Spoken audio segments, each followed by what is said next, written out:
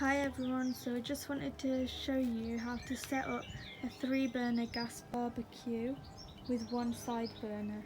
But before I show you, I just wanted to make sure you don't buy the cylinders before you know the regulator fittings.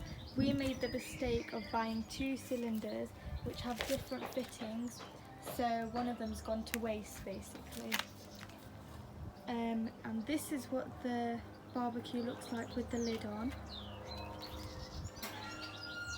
and that's what it looks like when it's opened.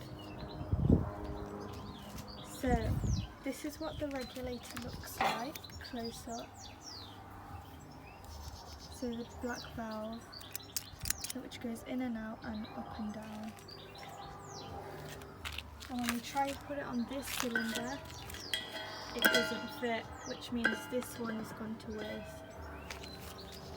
This one, it fits, and when it clicks, that's when you know it's locked in properly and you can use it.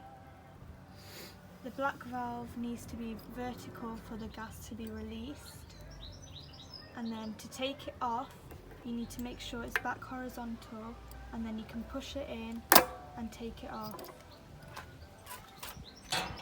I hope you enjoy your barbecue and thanks for watching. Bye.